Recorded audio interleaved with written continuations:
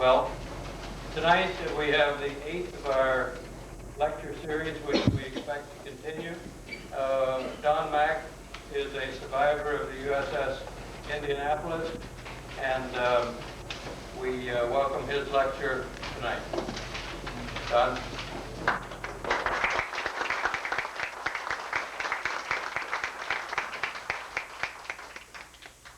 Thank you very much.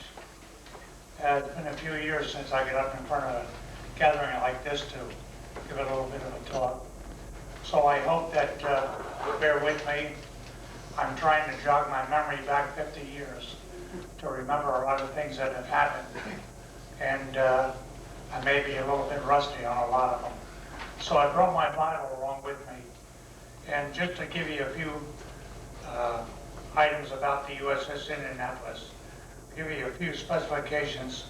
Her overall length was 310 feet, and the extreme depth of the beam was 66 feet wide. She drew approximately 19 feet of water unloaded and 24 feet loaded. That's from the bottom of the keel to the foredeck. She weighed somewhere in the displacement around 10,000 pounds. She at one time was the She at one time was the cruise ship of President Roosevelt. It was one of the largest heavy cruisers in the Navy with the clipper bow, which is down here. As a matter of fact, she was the last one in the Navy to go down with the clipper bow. And we had quite a crew. They were well known throughout the Pacific, the Atlantic, and the United States, and mostly in the western ports of the Pacific. And one of our crew members wrote a poem a long time ago about the fighting Indy Maru. And if I may, I'll take a few minutes to reiterate this to you. Stand by to man the Golden Gate and swing it open too. For standing in the bay today is the cruiser Indy Maru. Steaming along on 2 screws and a prayer, with half her boilers cold, the Indy Maru's been through the wars and looks a little old. She's hit the nip in north and south, the mighty cruiser Maru, at Tokyo and Iwo, and Okinawa too. Through freezing cold and tropic heat, and kamikazes too, and Nippon shells and bombs and fish, has come the Indy Maru. So break out your blues and shine your shoes. The Indy Maru is here. They'll double the shore patrol and raise the price of beer. For months your wives have waited for the cruiser Indy Maru. So take along your dog tag to prove that you are you. Frisco's seen some great ships, but the greatest it ever knew is that tootin', shootin' cruiser, the fighting Indy Maru. So that was one of our real pleasures of the Indy Maru. I joined the Navy 17 years old in August of 1943, right out of high school. I took my boot camp at Newport, Rhode Island in the cold winter months of 1943. At that time, after boot camp, I was sent to San Diego, California to attend a Navy service school as a bugle master. I had always been interested in music and had an orchestra of my own at one time. So the Navy wandered on, and that's where I wound up in San Diego. And at that time, we learned a lot of bugle calls and marches and played in a bugle corps for the U.S. Marines when they were out on their grinder in training. In January of 1944, I boarded the Indianapolis when she came back from the operations in the Aleutian Islands. Thank goodness I didn't get up there. It was a cold, devastating place, as you probably well know. But I served on the Indianapolis for 7 of her 10 battle stars. They were the Gilbert Islands in 1943, the Marshalls, which were Kwajalein, Majuro, and Eniwetok in February 44, the Asiatic Pacific raids of Ulithi, Hawaii, and Peru, the Marianas in the Battle of the Philippine Sea, and the capture of Saipan and Guam. The capture of Tinian Island in July of 44, the Western Carolines in September of 44, and the Japanese home island raids of Honshu, Nansai Shoto, and the capture of Iwo Jima, and Okinawa Kanto operations in late 1945 in March. That was her latest operation. At that time, after Okinawa, we came back to, well, first of all, let me go back to Okinawa. At the end, just about the end of our operation there, we were hit with a suicide plane at 0600 in the morning, and we killed 9 of our fellow crewmen and injured 27. And out of those 9 that were killed, 4 of them were from my division, and they were 4 buglers, and pardon me, 3 buglers and 1 yeoman from my division. So at that time, the kamikaze hit us in the port rear quarter, and the plane itself went through the main deck, down through the main deck, into the mess hall below, and stopped there. But the 300-pound bomb it was carrying continued on through the 4 more steel decks to the bottom outside skin of the ship, and at that time it exploded there. So we took on quite a bit of water, and we didn't know exactly what was going to happen. So all in all, we got things straightened out pretty well at that time, and we were sent over to a little atoll of islands called Karanareta, where the Navy had pulled in some seagoing tugs and repair ships, and they attempted to put a huge concrete patch on the bottom of our ship so that we could make our way back to Mare Island in the United States, which we did in, let me get my, okay. On our way back to Mare Island, we were coming back with a bunch of damaged troop ships and fleet supply ships, and we could only make a speed of about 7 knots, and this was a slow, long, 5,400-mile nautical journey. We spent 2 months in Mare Island in dry dock, getting ourselves fixed up so we could go back to war. At that time, they replaced a lot of our radar with the new up-to-date equipment and a lot of other radio equipment, and we also took off our old 10-year-old SOC biplanes, which we had on board, and they were replaced with 2 new SC-2 Sky Seahawks. We went back to sea on July the 14th and proceeded to Tinian with top secret cargo, which they loaded on just 2 days before. And this top secret equipment, we never had any idea of what it was. But it was a large wooden crate, approximately 10 feet long and about 4 feet square. And they put that in one of our aircraft hangars off of the quarterdeck.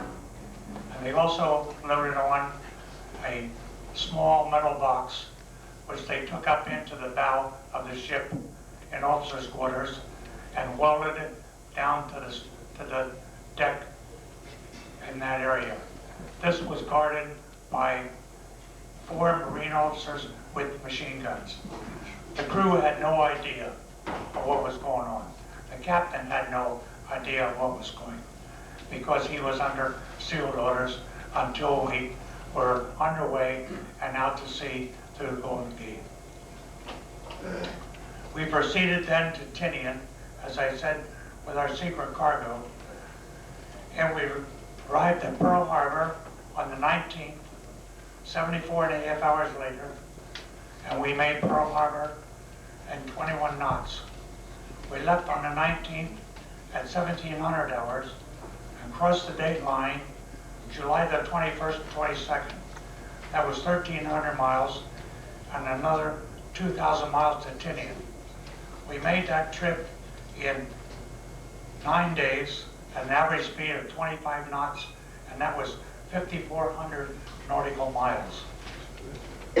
We unloaded the box and the big metal carrier on the island of Leyte on July the 27th, and we left Leyte on the 28th to go to the Upper Harbor in Guam, and arrived there in, let me see, at 0900 on July the 28th, yes. We sailed the 28th, 29th, and 30th. At midnight the 30th, we were on our way from Guam to Leyte Gulf to hook up with the task force that was going to make a raid on Japan, and at that time had decided to take our new crew members, which we had on board, and do a little bit of gunnery practice on our way. Consequently, we never made it that far. What had happened was the captain was given orders to sail from Guam to Leyte, but he was never notified that there had been 2 other ships on that particular route that were sunk just prior, 2 days before we left, sunk by Japanese submarines. Somehow or other, this message never got to Captain McVeigh. So we were sailing on our own, no escorts, which is not a, how can I say, it was an unusual thing for a man of war to be sailing in a sea without any escorts whatsoever. We had none. And we were out 2 days from Guam, and at about 0030, which was 30 minutes past midnight, on the 30th of July, we were hit with 2 Japanese torpedoes from the I-58 Japanese submarine. At that time, all chaos broke loose on the ship. We all had an awful lot of wounded men on board, awful lot of fires to contend to. And what had happened was the first torpedo hit us just in of the bow, about 28 feet back of the bow, in a chain locker, and exploded there. And consequently, the munitions for our 8-inch guns was stored in 2 areas, and approximately this part of the ship just dropped right off. So consequently, we had no watertight integrity in that part of the ship whatsoever. The second torpedo hit us amidships, and instead of blowing up in our boiler room, it flew down and blew the bottom out of the ship in the midships. And also, that also fired off the munitions lockers for the rear main battery and the 50 millimeters. The ship began to list to starboard at quite a rate of some 45 degrees and taking on a lot of water. We had no power on the ship at the time because the ones that knocked the bow off knocked out our power plant, so consequently we could not send an SOS. It was tried, the radioman had sent it out, we never knew whether it got out, whether it didn't. So consequently, we had figured that there were some 800 men that got off the ship out of a total of 1,196 men. So we were in the water the first day, actually it was at night. The first night we were in the water, and trying to get around and get squared away and find out how many of the injured fellows were really in bad shape. And we all had enough presence of mind to grab our K-Pop life jackets, and that was the only buoyancy that we had in a number of the groups. There had been a couple of rafts and a couple of safe nets that did get off the ship, but they didn't do too much good. The second day, when the sun came up, we were pretty well all covered with fuel oil, and in the salt water, we had nothing to drink, nothing to eat, and just trying to keep our minds about us and see what was going to happen for the next few hours, because we were sure that someone would know what had happened to us at that time, because we were to arrive in Leyte Gulf on July the 31st at 0500 in the morning, and that was the very next day. So we thought at that time they sure would send someone out to look for us, but it didn't happen. The second day, we started to encounter a few squads of sharks coming in for the kill. This was a very exciting time to be hung in the water with a life jacket, your legs dangling underwater, and feel the sharks swimming between your legs, looking for an encounter to be had. They were basically interested in any one of us that were injured or bleeding, because they can smell blood for yards and yards, and that's what they attacked on. So we had lost a couple of fellows through the sharks that day, and at night the sharks seemed to disappear, but we were always wary of the fact that they were near. The third day and the fourth day, it was practically the same thing. A lot of the fellows, after drinking salt water, started to hallucinate, lose their minds, and a lot of them always thought that the ship was just a little bit below the surface of the water, and they would swim down and try to get a drink of fresh water out of one of the scuttlebutts. It was our freshwater drink. But once they did that, they were gone. So the midnight of the fourth day, we began to see a little bit of, well, actually it was on the afternoon of the fourth day when a Ventura bomber came over, which is a picture of here, with a Lieutenant Gwynn on board as a pilot, and they were on a submarine patrol out of Palalu, the island of Palalu. And for some unknown reason, his detection gear was in bad shape out the back of his airplane, and the radio man come up and reported the fact that he couldn't get the sonar to work in the back. And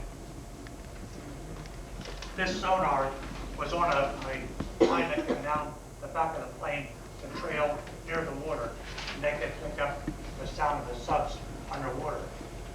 So in doing that, he opened up the bomb base of the Ventura to see what was happening, and when he did, he saw the survivors down here in the water. And figured that it must be from a Jap ship, a Jap submarine that was sunk or whatever. Didn't know who they were, what they were. But he reported it immediately back to the island of Palalu at his base. And they sent two other PBYs out at the time, and they landed in the ocean and found out that we were the survivors of the USS Indianapolis. And one of the PBYs that landed was commanded by a Lieutenant Adrian Marks. He landed his PBY in 25-foot waves in the ocean, which was a no-no at that time. But anyhow, he defied the orders and landed his plane. And in doing so, he picked up 59 survivors in his plane, overloaded it, and actually had them up on the wings strapped down so they couldn't fall off. And his plane was never again to take to the air. And that night, after the destroyers got to us to start picking us up, I was picked up at the USS Doyle destroyer. And the survivors that Adrian Marks had picked up were transferred to a few other ships. And the next morning, they sunk his PBY with gunfire to just destroy it because he couldn't take off. But anyhow, we at that time, I'm getting a little bit ahead of myself. When Lieutenant Quinn reported this back to the island of Pelelu, they radioed all ships and destroyers in the area to converge on this particular area, which he gave longitude and latitude from his radio. And 4 ships began to converge on that area to look for survivors. And the USS Doyle came in about midnight on the 4th day, and according to all Navy orders, did again what he wasn't supposed to do. That was to turn his big searchlights on to shine up in the sky to let us know that at least someone was coming, which he did. And it was a grateful sight to see this beam of light up in the sky and know that somebody in the area had found us and was going to give us a hand to get things up. We were in pretty bad shape. We were covered with oil, very heavy number 2 fuel oil. We had digested a lot of seawater. Our tongues were swollen up, our eyes were closed, and very bad cases of sunburn on our face and neck and ears, etc. So all the survivors were eventually picked up by these 4 ships, and the Doyle picked up 59 survivors, and out of the 800 men which we think got off of the ship, there were only 316 of us that were able to be picked up out of the ocean. The others had succumbed to the shark attacks and just died a normal death, and we let them go. And when we got on the Doyle, every ship, every one of the ship's company on the Doyle was assigned to a survivor. And he took care of that survivor and alone. They fed us, they clothed us, they gave us a bath, they gave us new clothes. We had nothing, and it was a great thrill to have someone take care of us like that. So we were on the Doyle for about 3 days, and then the Doyle took us back to Pelelu, and there we were transferred to the hospital ship Tranquility for transport back to Guam. And we had very good care on the hospital ship Tranquility, and went back to Guam to U.S. Naval Hospital to be cared for thereon at that time. While we were at Guam, at the hospital, and everyone that was coming along and getting pretty well back to normal, they gave us a 2-week tour of duty at a submarine rest camp on the island of Guam. And there was no holds barred, no restrictions. We had no reveille, we had no taps, we could eat anytime we wanted to, we could sleep anytime we wanted to, we could play ball, go swimming, etc. In other words, it was quite a rehab deal on the island of Guam. And then at the end of that time, I'd say we were there for about a month and a half. We got on the hospital ship, pardon me, we were on Tranquility, we got on the aircraft carrier USS Hollandia for a trip back to San Diego. And this is, I have a picture.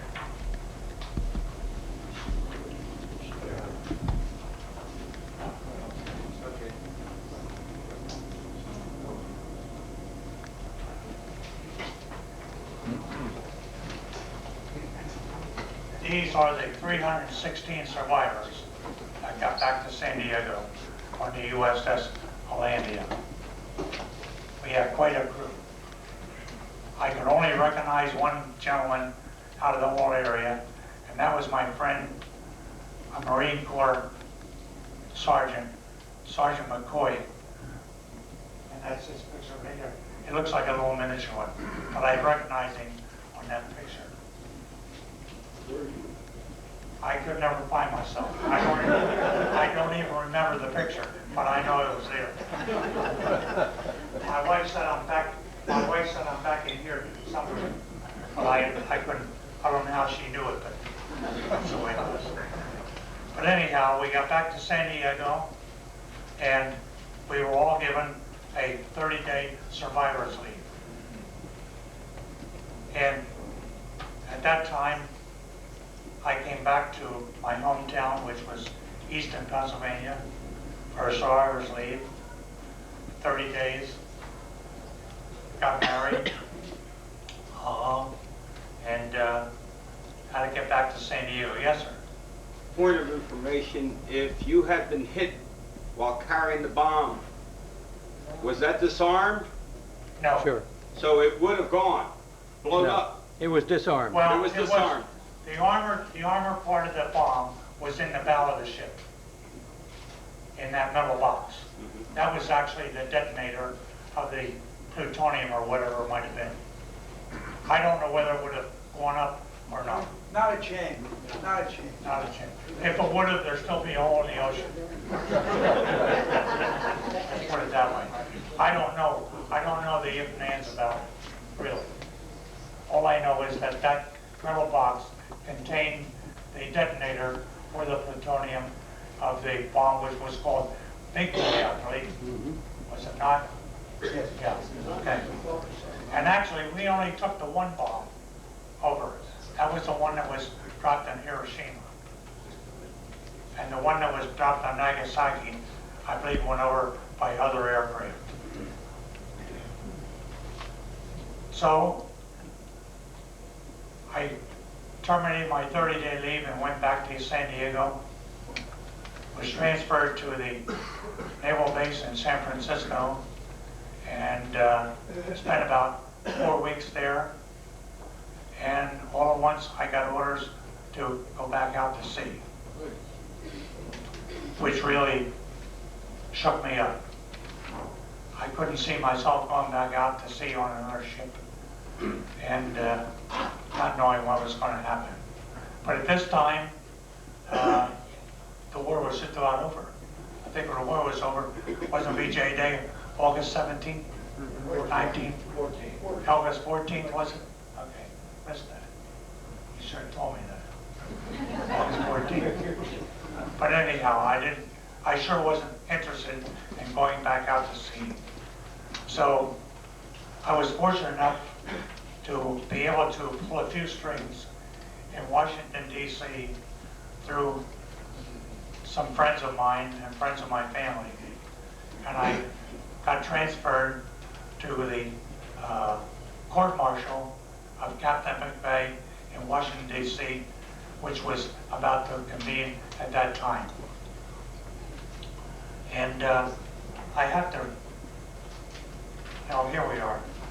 Yeah, that was in December of 1945 when the court-martial began. There were a number of us survivors that were brought back to Washington to testify in behalf of the captain. And it was quite a grueling situation to be put in a room with just a chair to sit on and not talk to anyone and just mind your own business until you were called to testify. And at that time, I was called to testify. I found out that I was sitting about 50 feet away from the captain of the I-58 Japanese submarine that sunk us. He was called to Washington, D.C. to testify against the captain at his court-martial. This, to me, and to a lot of other people's chagrin, was a never thing. I don't know in the history of the United States Navy when there was ever an officer of an enemy that was called in to testify against an officer of the United States Navy or whatever. Yes, sir. I don't mean to interrupt. What was he being court-martialed for? Court-martial was for the failure to pass the word to abandon ship, and also to not maintain a zigzag course when he was underway. It was his discretion when he was given his orders that he zigzagged during the day. But at nighttime, in clear weather, if it was not deemed necessary, he could steam a straight course. And as far as the word abandon ship is concerned, there was no way that word could have been passed on board by word of mouth. The PA system was out.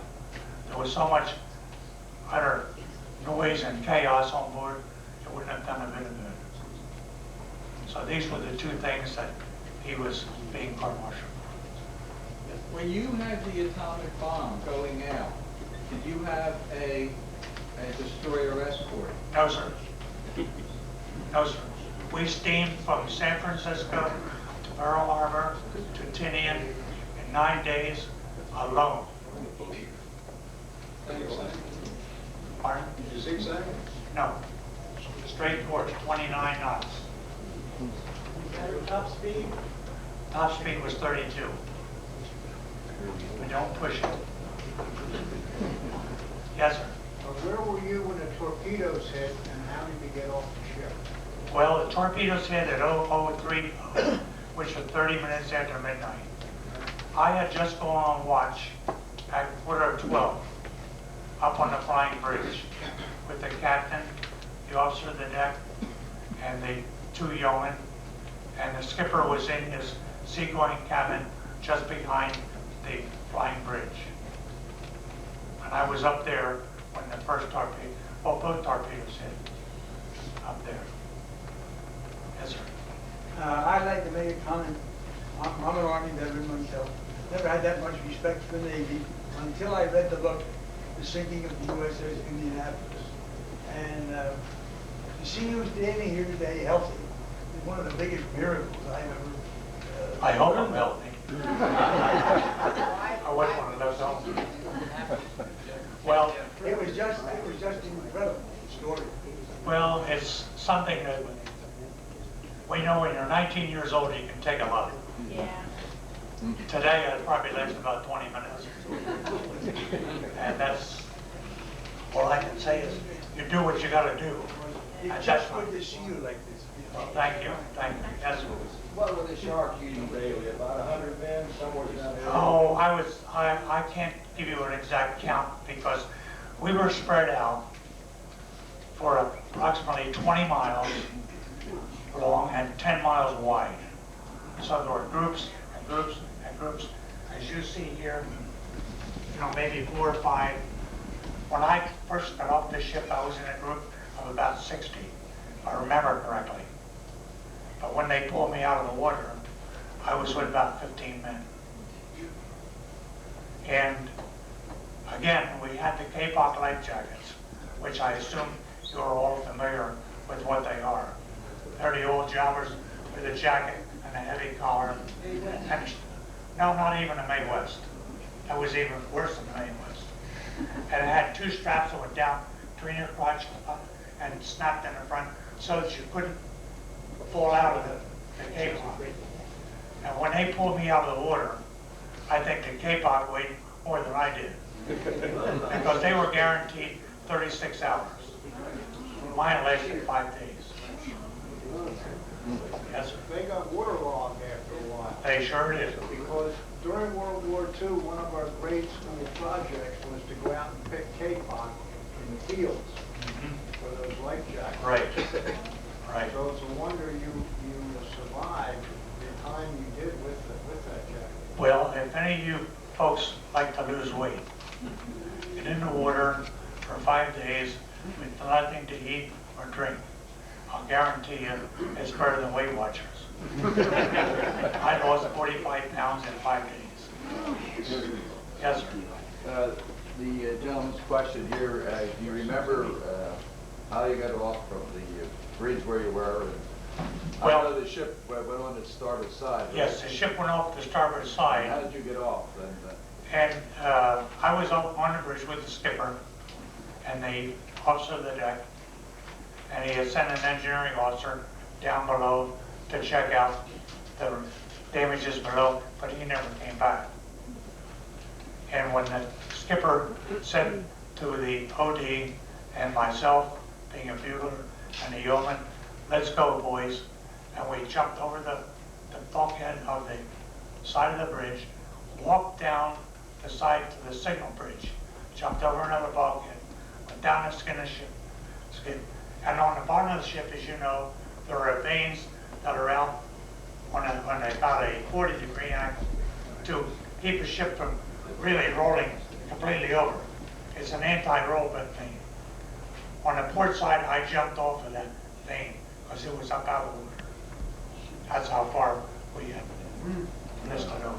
How about the life rafts? And did you get any off that side? There were, as far as we could determine, there were 3 life rafts that got off of the ship out of a total of about 20.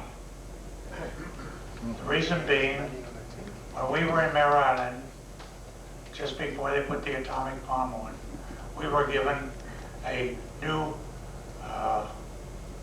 paint job called a crazy quilt camouflage. And when the Navy made the paint job, they slopped. And they slopped all of the dogs that released the life rafts in paint, solid paint. Couldn't get them off. Didn't have time to even mess with them. I don't know if you're familiar with that young man, that 12-year-old boy who Yes, was I am. shot again. Hunter Scott. How do you feel about it? I read the story and I saw it on television, and I Good. think he's on to something. Good. Well, all right, I'll give you a little bit of a brief on that. What was your question here? Isn't there a bugle call for abandoned ships? Certainly is. Well, when you were at that inquiry, did they ask you about that? Yes, they the did. Bugle master? Yes, they did. And what was your answer? I was not given an order to sound abandoned ship because it would have done no good. Would have done no good. To let someone that is 300 feet away from you to hear a bugle call, it's impossible. Impossible. As a bugle master, what was your battle station? Right on the flying bridge. As what? As a bugler on watch. Bugler on watch. Yes, sir. I wondered, at the court-martial trial, aside from trying Captain McVeigh, was there any testimony given severely criticizing the Navy command, not at Tinian, at Leite, for the drastic failure to the commander of the sea frontier, the port director, or somebody, to notify the expected time of arrival in Indianapolis and allow 4 or 5 days for you men to be drenched in the water, and most of them drowning, Right. getting sharp, and the Navy should have known when they were due and overdue and been out there half that time. Right. I think they should have had that on trial. The harbor master at Leyte had given a directive that no man of war, a combat ship per se, should be ever logged in or logged out.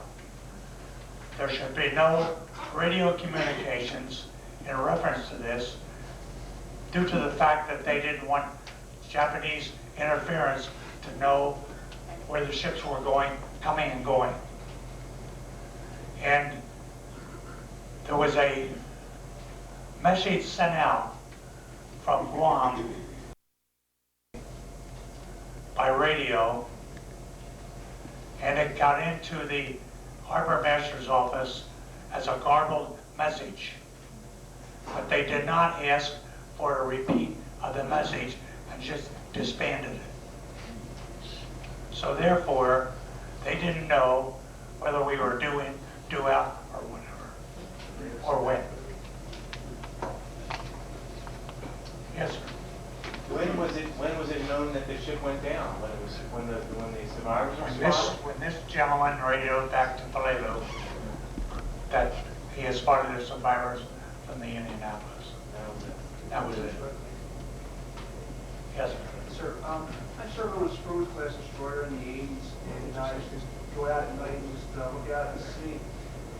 Most of the time, just relax. And I often wondered, would you elaborate how you felt when you were actually in the water?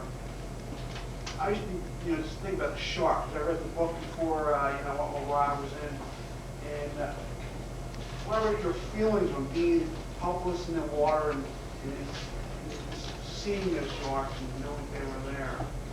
Well, What were your thoughts? the only thing I can say is I did a lot of praying. And that's the only thing that helped me through. I saw a lot of young men lose their minds, fight with one another, hallucinate the fact that the person next to them was a Japanese sailor that was out to kill him. And the only thing I can say is you just had to hang tight. That's all. You knew that, well, you didn't know really what was coming. You didn't know what the next day would bring.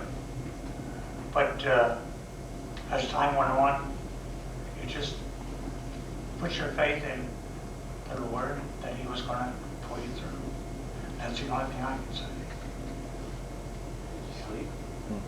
Yes, sir. Question was, did you sleep? Pardon? Question was, did you sleep? Very little. You dozed because you never knew what was going to happen while you were asleep. The fellows would, some guy go hallucinate and come around and unbuckle your life jacket, and then you're in trouble. So you had to stay awake and stay alert as best you possibly could. Yes? Did you spend the time in the water with a captain? No. The captain was 15 miles away from my group. But was he on the bridge when you jumped? He was on a bridge when we jumped, right? But you were separated? Right.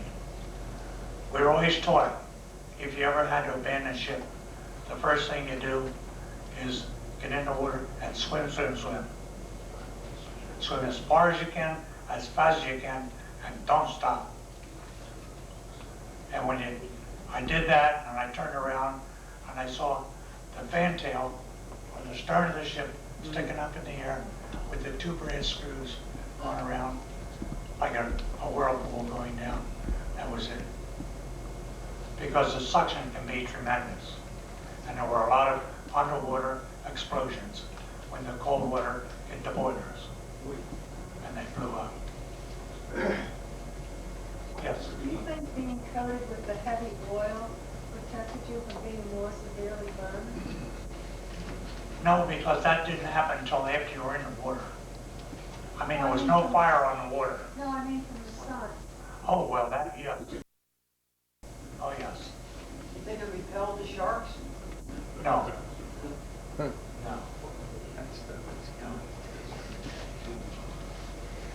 Getting back to your question about Hunter Scott. This is a 12-year-old boy from Pensacola, Florida, that had watched the movie Jaws.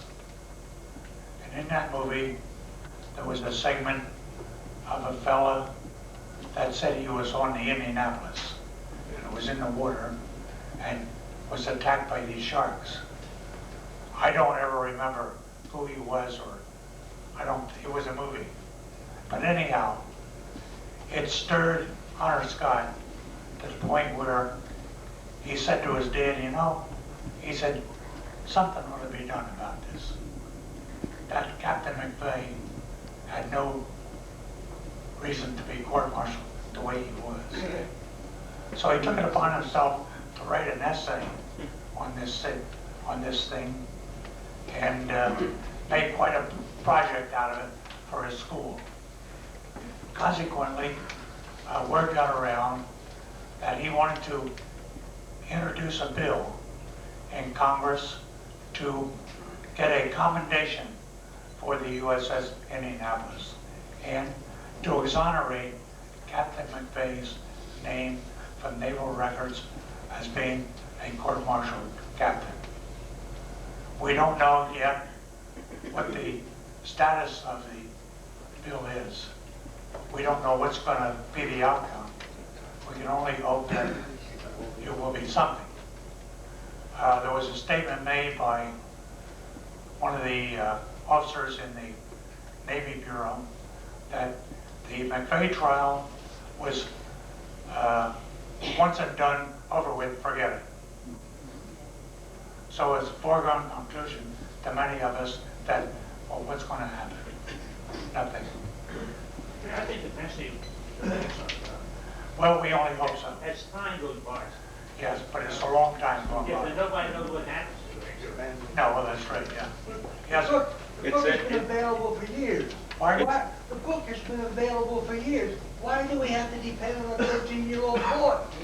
we have tried through the Survivors Organization, have tried through the efforts of Paul Murphy, one of our survivors, and the Navy Bureau in Indianapolis, where we have our memorial, to do the very same thing that Hunter Scott is doing today. But nobody wanted to listen. I mean, the United States has to listen to a 13-year-old boy? Absolutely. That's exactly the way it is. That's the way it is. You know, it's a sad state of affairs when they pull up individuals 50, 55 years ago and hand them Congressional Medal of Honor, and they don't take and give you fellows a commendation. It's a disgrace. Thank you. We feel that way.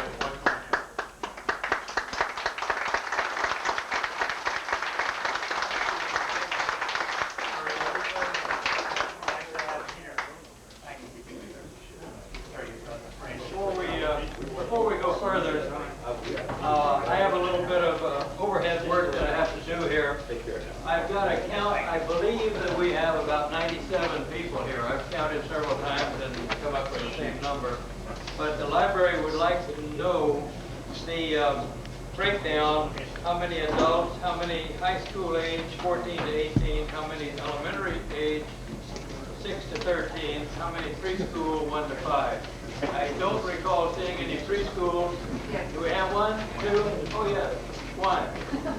How about it? Preschool. I'd like to know how many age 6 to 13. 6 to 13. 1, 2, 3, 4, 5, 6, 7, 8, I think.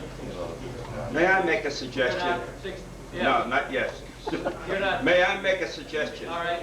Why don't you have each person that's here sign something that we can send to a senator and request them to give this some attention?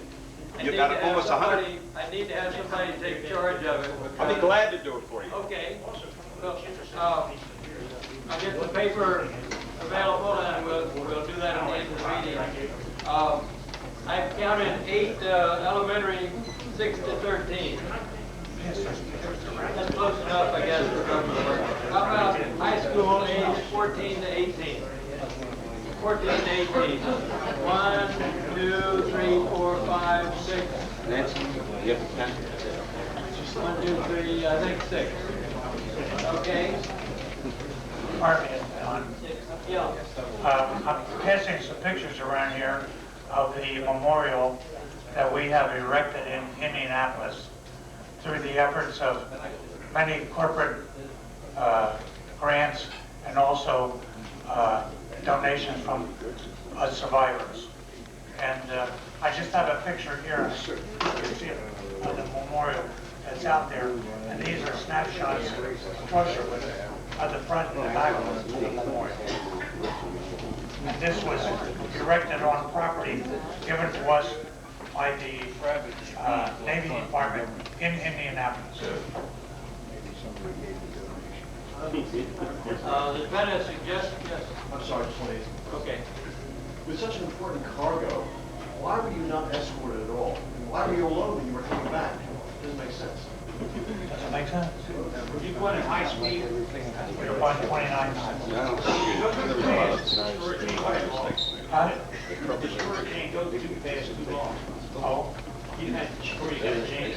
well, could be, I don't know. I don't know. We never knew why we weren't offering escort, yes.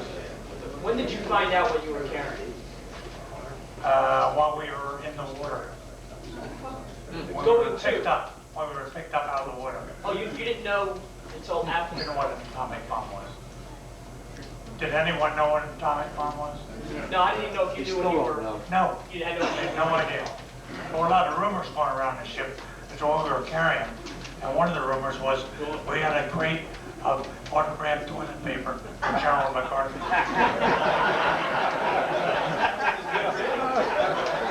A lot of other odd things. Too much. Just to follow you, when you said when you were in the water, or when you were picked up in the water? We were picked up out of the water. Yeah. On the Doyle. Did the captain know? I think the captain knew because he had sealed orders, but he wasn't allowed to divulge that information to the crew other than to his executive officer and what have you. Yes, sir. What happened at the trial? What happened at the trial? The outcome was Captain McVeigh. Captain McVeigh was court-martialed and relieved of his commission as captain and put back to the commission as commander. He was never allowed to command a ship, a man of war, again, as long as he was in the Navy. But at one time, Arnold was rescinded, and he was then put on an admiral's staff, I believe somewhere in Florida, if I'm not mistaken. Well, he came from a naval family, and that was a terrible disgrace. Well, let me put it this Everything way. else. Captain McVeigh's grandfather was a vice admiral that was in charge of the naval training facility at Annapolis when Ensign King was a plebe there. And on 2 occasions, he reprimanded Ensign King for being AWOL and insubordinate. And a statement was made when Ensign King left Annapolis, "I'll get you, USOB." That was in the book. And that's how he got it. Because all of the officers that sat on the trial, or the jury of Captain McVeigh's court-martial, were chosen by Captain or Admiral King, because all of them owed him a favor. Talk about politics. About how many admirals were on that court? I have no idea. I would guess 7 or 8 or 10 or 12. I have no idea. Did you ever see Captain again? Yeah. And what did you think of the way he died? Oh yeah, so Captain McVeigh attended many of our reunions. We had a reunion every 5 years in Indianapolis. And he attended most of them. And he was in fairly good spirits. He had lost his first wife, got remarried, had a very sad second marriage. And Captain McVeigh was a very calm, how can I say, a gentleman's gentleman. And what put him to sleep was that every holiday and every Christmas, New Year's, birthday, Thanksgiving, etc., he got telephone calls, telegrams, and letters. If it wasn't for you, I would have my husband, my son, my brother, and he just couldn't take it any longer. He took his You life. need to, somebody from, other people from the Cruz family, Pardon? people from the Cruz family, who are doing this? But people that lost members of their family. Right. Right. He took his life, didn't he? He shot himself on the front steps of his home in Connecticut with his .45 caliber service revolver, dressed in his Navy, how can I say? Not his Navy uniform, but fatigues, Navy fatigues. About what year was that? What year? 68. 68. You're right, yes. So, that's what put him, he was the last man lost in Indianapolis. Had he been commanding officer for some years or length of duty before that was sunk? No, he was given command, if I can find it here, he took command from Captain Johnson when they come back from the Aleutian Island operation, which was in, what did I say? 1943. Was that where the Indianapolis had duty up there? Yes, yeah. I was only in the Indianapolis all my Navy life, but it was 2 years, 7 months, and 1 day. And I didn't have liberty like some of these guys in Florida and whatnot. Did the Navy ever christen another ship in Indianapolis again? Did the Navy ever christen another ship in Indianapolis? There was a SSN 97 U.S. or Indianapolis submarine commissioned in 1978, and she was just decommissioned in 1997 in Hawaii. We were all invited to the decommissioning, but I didn't get there. It's a long walk. Yes, sir. What was the name of the book? The name of the book? Well, there are 4 books out. Abandoned Ship is one, written by Richard Newcomb. All the Drowned Sailors by Dan Kurzman.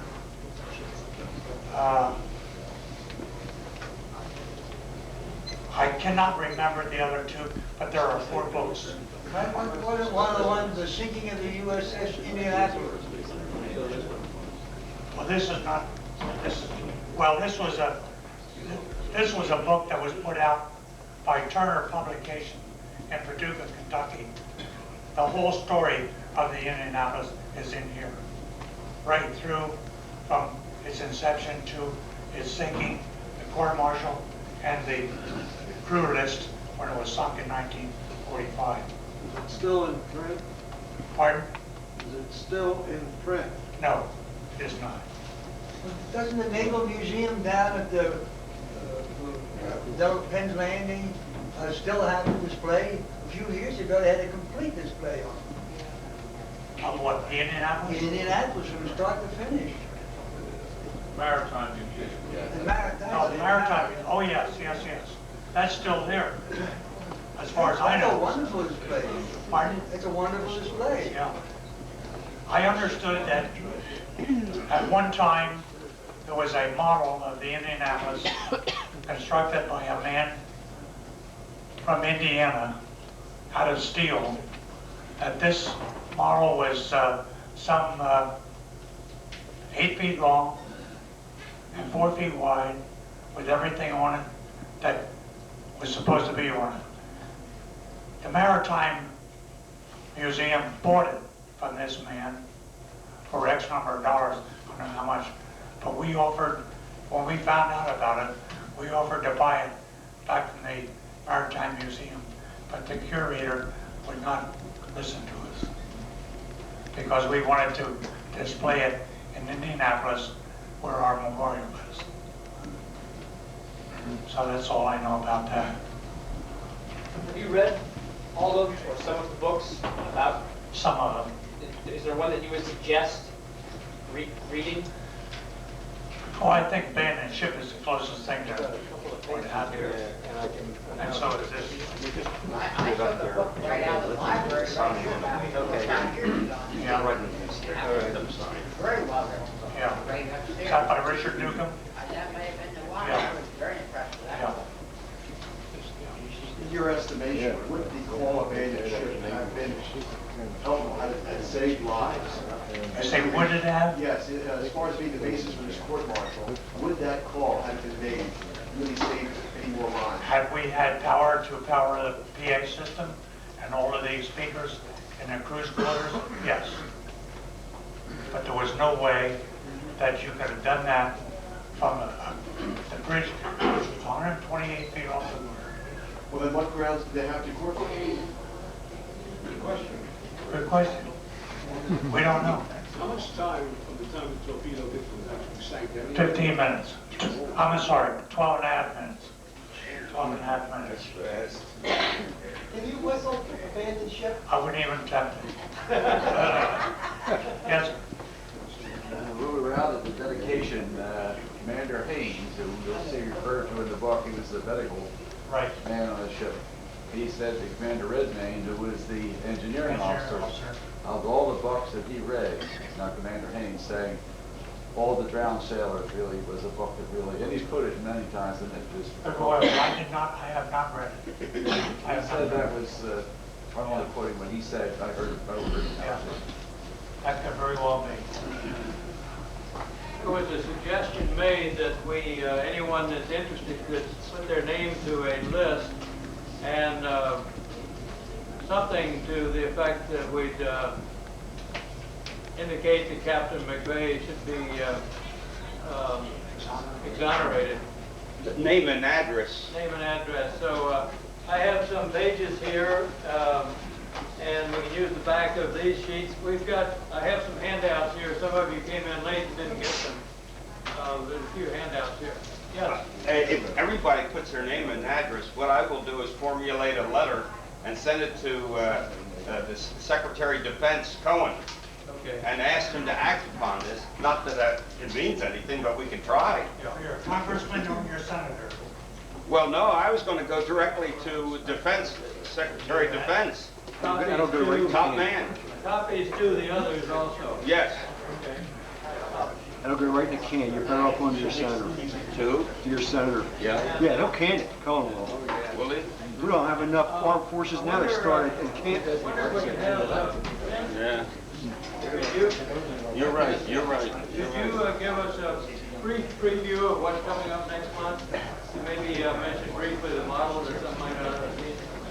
Well, I have the model. Come on over here. So the guys in the back can hear you. Come here. I have the model upstairs. This was a ship that I was on. I'm going to give this talk on the ship. Part of it's going to be my life in the Navy, and part of it's going to be on the model upstairs. We sank 13 subs. There's only 12 on the one up there because that's depicting the ship in late 43, early 44. It has 2 Japanese subs. They were also sunk in the Atlantic. Everything was on that ship was done in the Atlantic. When we went to the Pacific, it was more or less just transport. One thing we did, we left Guam the same day Don did, except he went west and we turned around and we went east. We went back to Pearl Harbor and then back to the States. We ended up in the States when VJ ended. That's about it. Where are the pictures about now? Oh, okay. Very good.